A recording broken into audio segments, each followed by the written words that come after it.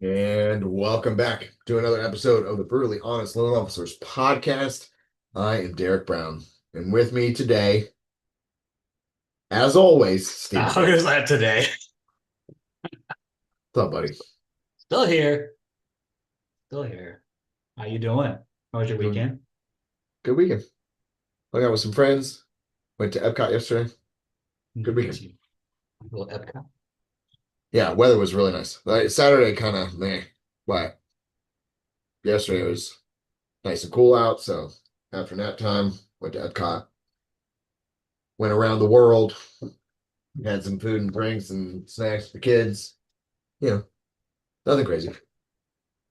Well, But yeah, Joey won the Super Bowl at flag football. nice. That was good. In the second league, we had three kids show up. So then we had to the second league he's in with the NFL, it's a developmental one. So they're just there to kind of learn there. Sure. So we had to get three of the other team's players on our team to play a game. Where were the other kids? Like, Because it's I just think not. It's that not this like a this mid. was the makeup week when it was freezing cold, like when we had the Okay. sales rally. So this is the makeup one, and usually we're always at 12 to 2, and this week was 11 to 1.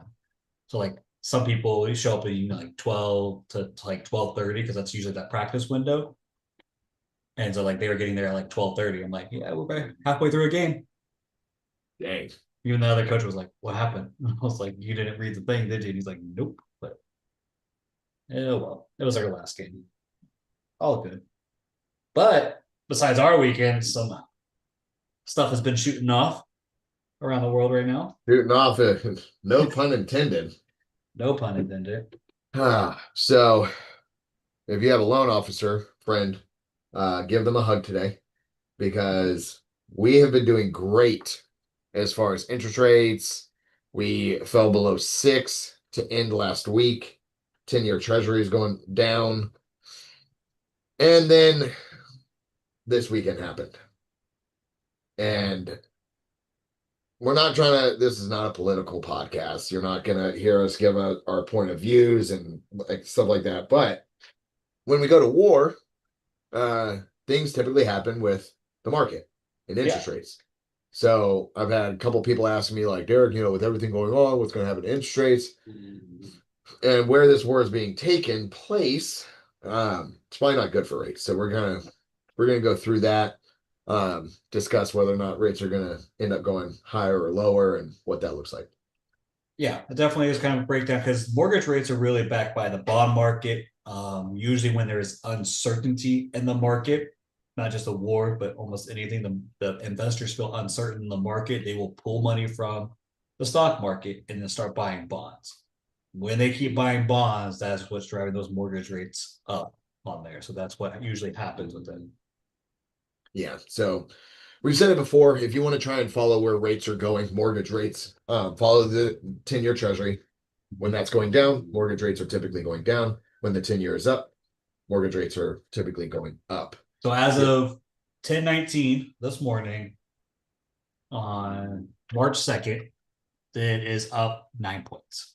So it's It's over. just We were pleasant, below man. fours, which was what we were targeting for last week in getting there. That's what's hey, mortgage relief, that's all happening.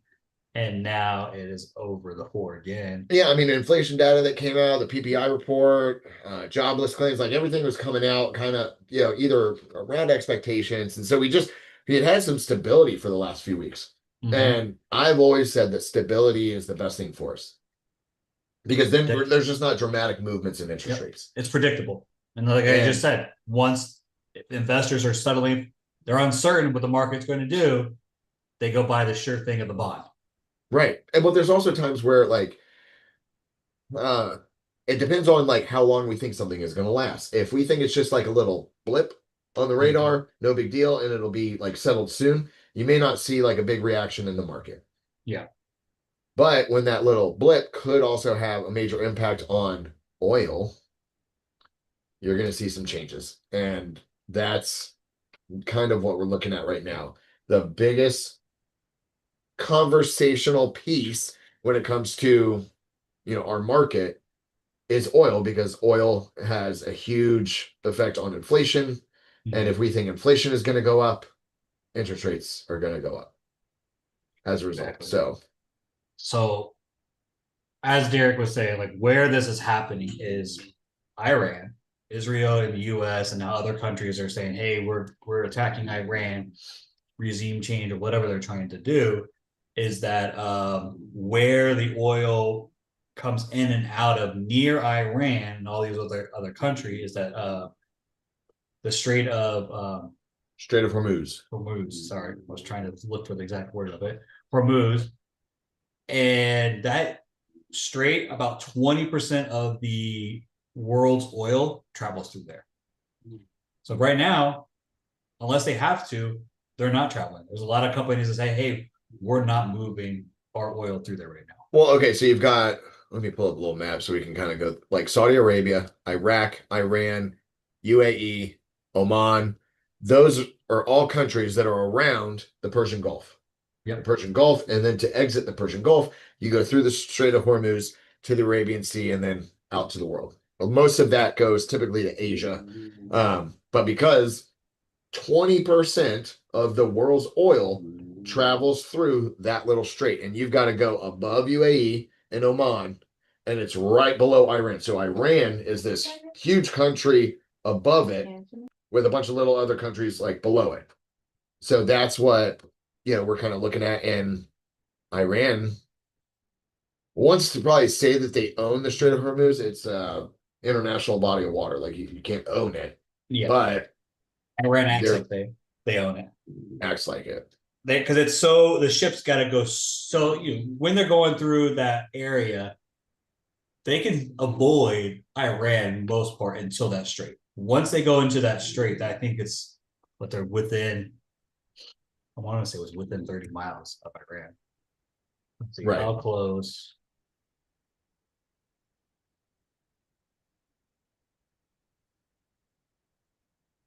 Let's see how close it is.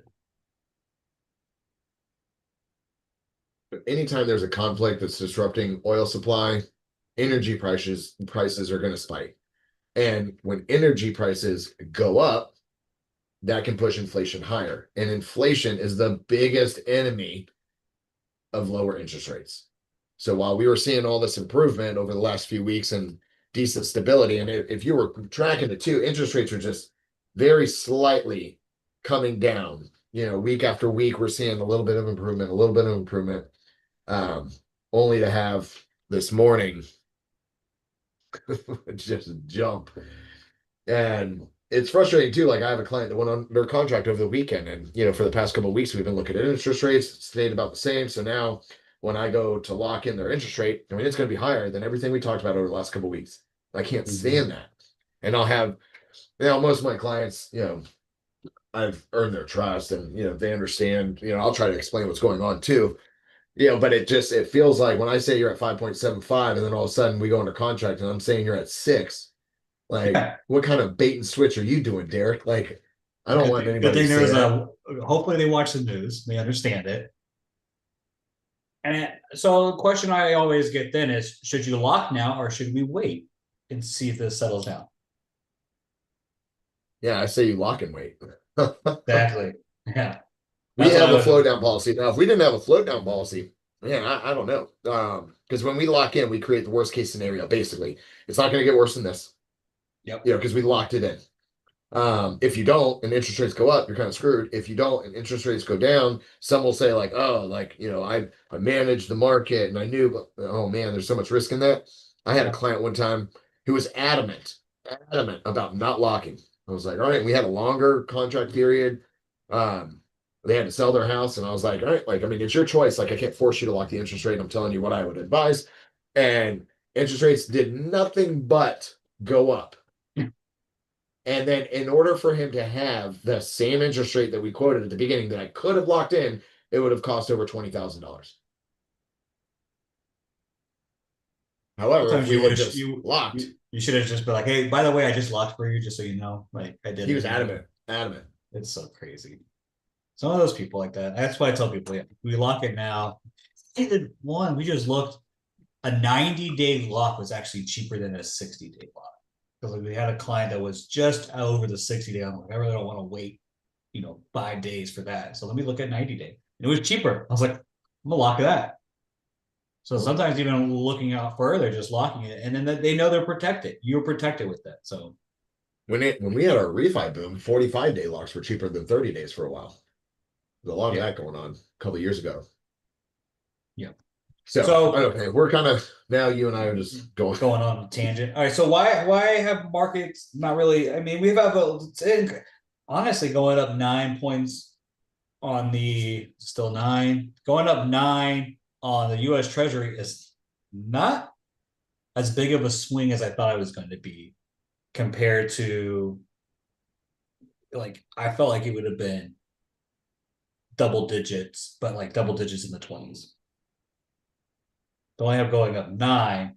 So I think that the market hasn't really reacted to the Middle East conflicts as dramatically as they did decades ago. I think people Right. kind of saw this coming and it's been there. We've also had a lot of, like you said, news that points that rates should be going down.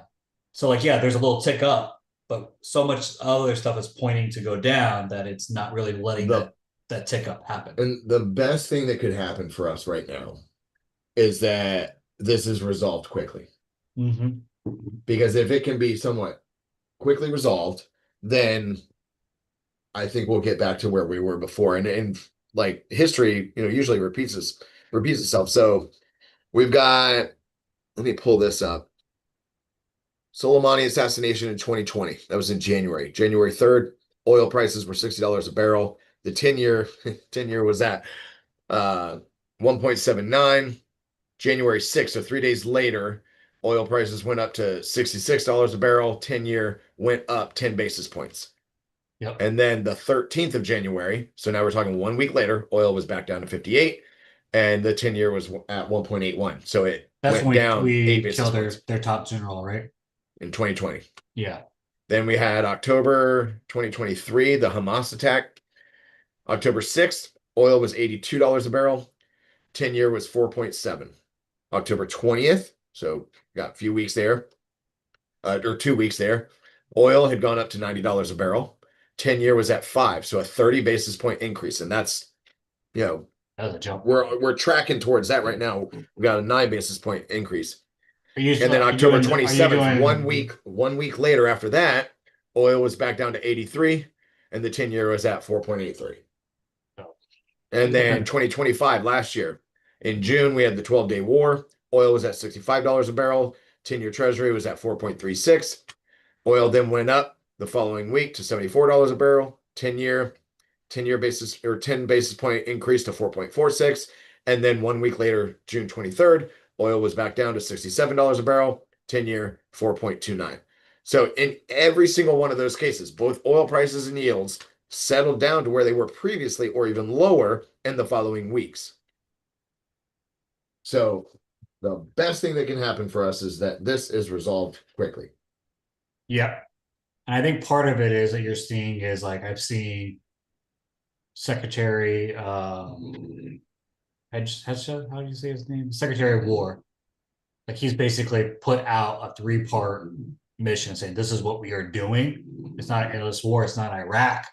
We're not doing Iraq or Afghanistan. It is a basically hit and change regimes quickly. Almost like what we kind of did with Venezuela, take out their leader and hey, put the vice president in, and now we're gonna have our talks. So Yeah, we'll see. We'll see what next week what happens. I mean, and I don't think that markets have really reacted to Middle East conflicts in recent years like they did decades ago. Yeah. And the conflicts have been pretty, in the grand scheme of things, shorter and quick to resolve. Mm-hmm. And so I think that investors are looking at these situations thinking like it'll remain somewhat contained rather than turning into a large scale global conflict. So unless something escalates quickly, the impact on mortgage rates should be somewhat limited. We're seeing exactly what it's done in the past. Yep. And hopefully we get back to normal because I really enjoyed the last few weeks leading up to the end of the week last week. Yeah. Saying rates were in the 5s and easily in the fives. I mean, it's definitely been good. So the markets, again, they move on the economic data like we got last week than they do on headlines. So Right. you're seeing these. I think that's why you might not get as big of a spike, even if it just lasts a little longer, is everything economically is saying push mortgage rates down. Inflation data, employment reports, the Fed policy, bond market demand, and then just economic growth. Those are the key players and key drivers when it comes to Mhm. mortgage rates. And the only thing that's affecting the key driver right now is the bond market demand because investors Right. might start going to buy bonds. So you're going to see bond. That's why you're having a little bit of an increase right now because people are like, oh, I'm pulling my money out of here. I'm going to put it over into the bonds and let the bonds, it's a safe bet. I'll just sit there. So you're seeing that right now, but you're not. You just named what four or five other things. Those are all Right. pointing to go down. I don't know. So looking forward, where do you think rates are going to go? Let's I just think say this gets resolved. this gets resolved. They're going to continue down. Where are they going to end by the end of the year? What do you think? I've been saying years that the market would kind of get unlocked in the fives. So you're starting to see that more that we're in the fives and things are anyway. Granted, we've been at the beginning of the year in the fives if you pay a half a point, like which is tremendous. You just pay half a point and barely move anywhere. So I think we will Dude, I had an probably FHA that we were pricing, I mean, with points getting into the fours. yeah. 4.99. So I think we're the fives. The five, like the mid range, if you aren't paying points, I think we're gonna stay at a mid fives. Okay. Now this lasts a long time and inflation and all that other stuff points the other way. Because what does war do? Creates jobs. There'll be a lot more jobs. So that unemployment gap is going to be really small, which was driving down the rates. Inflation might skyrocket again. So then they gotta start um, squeezing that again. So like that, those are all war can long-term more make the economy boom again, but ramp it not where they're going to watch the mortgage rates as much. Right. So what does that mean for home buyers right now? Should you not buy the house? Should you Oh, pause everything? you pause everything. You're ridiculous. Actually, I heard the best thing I've ever heard is ask me if you should buy a house. Should you buy a house, Steven? No, ask you as Derek asked you. Like, should Derek buy a house? Like Should you Derek asked buy me a house? if you should buy a house. Absolutely not. I think if you have to ask another grown adult if you should buy a house, you're Okay. not ready to buy a house. If you know your budget and how you feel every single month and what you can afford can get you the house you want, have a roof over your head, still put money into savings, still put food on the table, you should buy a house. Yeah. If you're going to stay there for several years, by several, like 3 years, at least staying Yeah. in 3 years. Figure out your budget, and your budget should be able to move up and down a little bit. You know what I Yeah. mean? Like, so if you're budgeting like 3,500 for your mortgage payment, including taxes, insurance, and all that, HOA, whatever you like, let's just say your max budget is 3,500 Mm-hmm. and you can't go to 3,600, you're like, oh my God, no. Well, then Your budget's really 3 grand. yeah, yeah. You need to lower your budget now. So if that way, little ticks in the market like this, if it happens, it's not absolutely killing you. Um, I just, I don't know. Like if that really is going to move the needle so much on your end that you can't afford the home because it increased like $100, then you've got to redo your budget. You need a little Yeah. bit more room. You need to be looking at something that is, significantly less. And I know that that's hard, but you You got to shouldn't you start shouldn't somewhere. you shouldn't be ready to pull the trigger and then you back up and say, oh, I can't do this now because the rate went up by an eighth of a point. Yeah. You weren't ready to buy. You weren't ready to buy at that price point. That's what it Yeah. was. So we don't have the crystal ball. Don't know where like rates are going to end up. We've got everything that's happened in the past. We're trying to advise our clients the best we can with what we've got. But if you've worked out your budget, you know what you're approved for, and you're ready to buy, continue to buy. Yeah. Don't let It this stop you. shouldn't stop you at all. So that's all I got for today. Well, This has Any been final another. words of wisdom, The Stephen? final words of wisdom is this has been another wonderful episode of the Brutally Honest Loan Officer podcast. See you guys next week. See ya.